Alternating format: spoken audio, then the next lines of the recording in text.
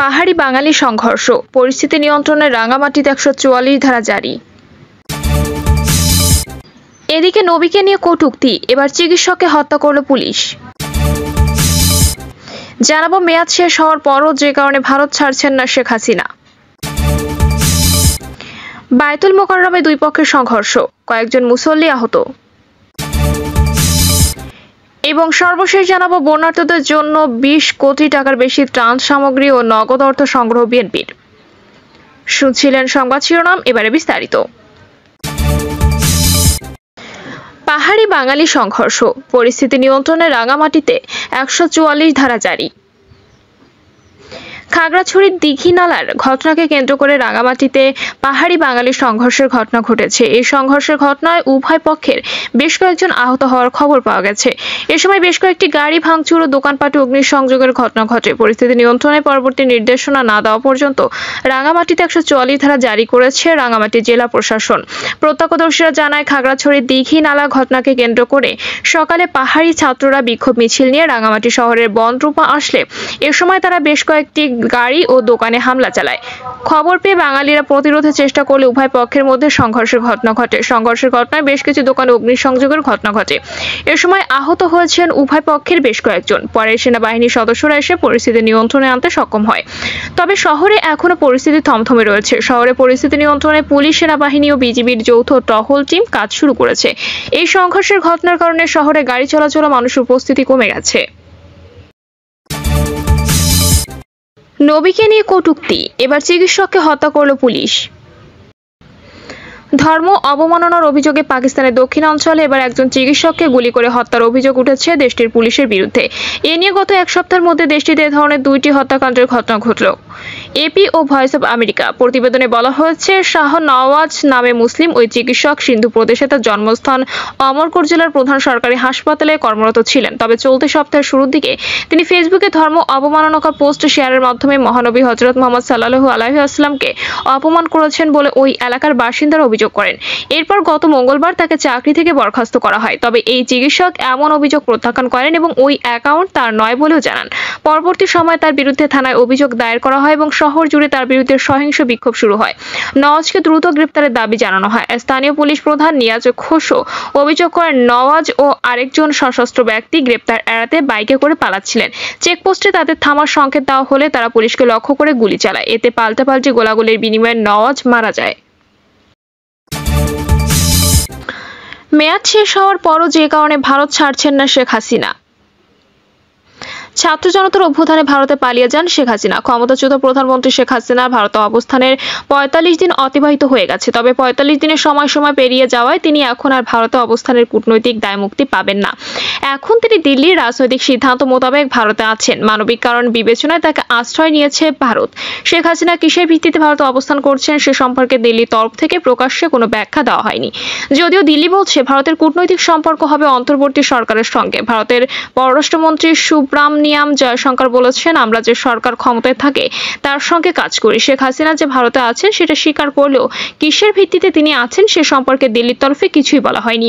তবে বিশ্লেষকরা মনে করেন শেখ হাসিনা ভারতের ঘনিষ্ঠ বন্ধু হিসেবে পরিচিত। এ কারণে তাকে মানবিক বিবেচনায় আশ্রয় দিয়েছে বলে দৃশ্যত মনে হচ্ছে। ১৯৫৯ সালে চীন তিব্বত অধিগ্রহণ করলে দালাই লামাকে ভারত আশ্রয় দিয়েছিল। ১৯৯২ সালে আফগানিস্তানের ভারতপন্থী নেতা মোহাম্মদ নজিবুল্লাহকে আশ্রয় দিয়েছিল ভারত। ১৯৭৫ সালে ১৫ই আগস্ট বঙ্গবন্ধু শেখ মুজিবুর রহমানকে পরিবারের অধিকাংশ সদস্য সহ হত্যা করা হলে শেখ হাসিনা ও শেখ রেহানাকে ভারতে আশ্রয় দিয়েছিল তদানীন্তন প্রধানমন্ত্রী ইন্দিরা গান্ধী। ১৯৮১ সালে বাংলাদেশে ফিরে আসার পূর্ব পর্যন্ত শেখ হাসিনা ভারতে আশ্রিত ছিলেন। কোন আইনে ভারত শেখ হাসিনাকে আশ্রয় দিয়েছেন এমন প্রশ্নের জবাবে বাংলাদেশের পররাষ্ট্র উপদেষ্টা মোহাম্মদ তৌহিদ হোসেন বলেছেন, সবকিছু আইন দিয়ে চলে না। তিনি আরো বলেন, শেখ হাসিনা ভারতে অবস্থান করে রাজনৈতিক কথাবার্তা বলছেন, এটা অস্বস্তিকর। বিষয়টি ভারত সরকারকে অন্তর্বর্তী সরকার জানিয়েছে বলেও তিনি উল্লেখ করেন। বাংলাদেশ ও ভারতের মধ্যে প্রত্যর্পণ চুক্তি আছে। ২০১৩ সালে শেখ হাসিনা সরকারি চুক্তিটি সই করেছিল। এই চুক্তির আওতায় অন্তর্বর্তী সরকার ইচ্ছা করলে শেখ হাসিনাকে ফেরত চাইতে পারে। ভারত শরণার্থী সংক্রান্ত আন্তর্জাতিক কনভেনশনে সই করেনি, তাই শেখ হাসিনা শরণার্থী হিসেবে ভারতে আশ্রয় পাবেন না। তবে ভারত একটি সার্বভৌম রাষ্ট্র হিসেবে প্রত্যেকটি আলাদা ঘটনা বিচার বিশ্লেষণ করে রাজনৈতিকভাবে আশ্রয় দেওয়ার সিদ্ধান্ত নিতে পারে।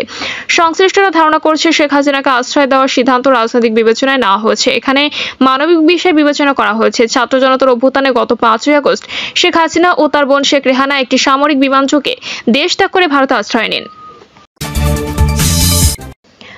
বায়তুল মোকাররমে দুই পক্ষের সংঘর্ষ, কয়েকজন মুসল্লি আহত। রাজধানীর পল্টনে জাতীয় মসজিদ বায়তুল মোকাররমে জুমার নামাজের সময় মারামারির ঘটনা ঘটেছে। খতিব মুফতি রুহুল আমিন নামাজের আগে বয়ান করার সময় একদল মুসল্লি তার পেছনে নামাজ পড়তে অনীহা প্রকাশ করলে উপস্থিত মুসল্লিরা এর প্রতিবাদ করেন। পরে দুই পক্ষের লোকজন হাতাহাতি ও মারামারিতে জড়ান। আজ দুপুরে মসজিদের গেটের ভেতরে সংঘর্ষ ঘটে, এতে বেশ কয়েকজন মুসল্লি আহত হয়েছেন। বর্তমানে ঘটনাস্থলে পুলিশ মোতায়েন করা হয়েছে। উদ্ভূত পরিস্থিতিতে খতিব মুফতি রুহুল আমিন নামাজ না পড়িয়ে মসজিদ ত্যাগ করেন। নুরুল হক নামে এক মুসল্লি বলেন, আজকে স্বাভাবিকভাবে আমরা নামাজে আসছি। খতিব রুহুল আমিনের সন্ত্রাসীরা আওয়ামী লীগের লোকজন নিয়ে এসে মসজিদের ভেতরে ভাঙচুর করেছে। রুহুল আমিন জোর করে নামাজ পড়াবে পড়া, কিন্তু মুসল্লিদের উপর আক্রমণ কেন করলো? মসজিদের ভেতরে মুসল্লিদের মেরেছে তারা। আরেক মুসল্লি বলেন, আমি নামাজ পড়তে আসছি, আমার উপর আক্রমণ করা হয়। মসজিদের ভেতর থেকে কাচ ভাঙা আমাদের উপর নিক্ষেপ করা হয়। সরেজমিনে দেখা যায়, ছাত্র জনতার গণ অভ্যুত্থানের পর পলাতক থাকা বায়তুল মোকাররমের খতিব রুহুল আমিন জুমার নামাজ পড়ানোর জন্য মসজিদে যান। পরে মুসল্লিরা তার পেছনে নামাজ পড়তে না চাইলে সংঘর্ষে জড়িয়ে পড়ে মুসল্লি ও সাবেক খতিবের সমর্থকরা। এ সময় মসজিদের ভেতরে ভাঙচুর করা হয়, দরজা জানালার গ্লাস ভেঙে ফেলা হয়। এতে বেশ কয়েকজন আহত হয়েছেন। বন্যার্তদের জন্য 20 কোটি টাকার বেশি ত্রাণ সামগ্রী ও নগদ অর্থ সংগ্রহ বিএনপির। দেশের পূর্বাঞ্চলীয় জেলাগুলোতে দুর্গত মানুষের জন্য 20 কোটি টাকার বেশি ত্রাণ সামগ্রী ও নগদ অর্থ সংগ্রহ করেছে বিএনপি। এসব অর্থে দুর্গত মানুষের মধ্যে ত্রাণ সামগ্রী বিতরণের পাশাপাশি বন্যা পরবর্তী পুনর্বাসন কার্যক্রমে ব্যয় করবে দলটি। বলেন, গত 25 তারিখ থেকে আজ অবধি আমরা বিএনপি এবং বিএনপি পরিবার প্রায় 20 কোটি টাকার বেশি নগদ আর্থিক এবং ত্রাণ সহায়তা ফেনী, নোয়াখালী, লক্ষ্মীপুর, কুমিল্লা দক্ষিণ, কুমিল্লা উত্তর, খাগড়াছড়ি, হবিগঞ্জ, মৌলভীবাজার ও চট্টগ্রামের একটা অংশকে দিয়েছি। এটা ছিল ওয়ার্স্ট এফেক্টেড এরিয়া। পরে চাঁদপুরের কয়েকটা উপজেলা বন্যা কবলিত হয়েছিল। তিনি আরো বলেন, প্রাথমিকভাবে আমাদের ত্রাণ কার্যক্রম ছিল বন্যার্ত মানুষকে উদ্ধার করা, এরপর ওই সময় মানুষকে খাবার সরবরাহ করা। এটি দলের জেলা, উপজেলা ও পৌরসভা দল ও অঙ্গ সংগঠনের স্থানীয় নেতারা করেছেন। বিএনপির ক্ষমতা নেই, তারপরও বিএনপি জনগণের প্রতি দায়বদ্ধতা থেকে নেতাকর্মীকে মানুষের পাশে ছিলেন, থাকবেন। জাহিদ বলেন, আমাদের ত্রাণ সংগ্রহে বিএনপির পরিবার ছাড়াও সাধারণ মানুষ, গৃহবধূ, রিকশাওয়ালা, সাধারণ শ্রমিকও এগিয়ে এসেছে। আমরা প্রতিটি টাকার হিসাব রেখেছি, যারা ত্রাণ সহায়তা দিয়েছেন তাদেরকে রসিদ দিয়েছি। তিনি আরো বলেন, অনেকে অনেক টাকা দিতে চেয়েছে, অনেকে টাকা নেয়নি। 3 জনের টাকা ভুলে নিয়েছি, তাদেরও অবস্থা জানা ছিল না আমাদের, ফলে ওই আমরা টাকা ফেরত দিয়েছি। নৈতিকভাবে আমরা মনে করি ওনাদের টাকা নেওয়া সঠিক হবে না, নেওয়া উচিত হবে না।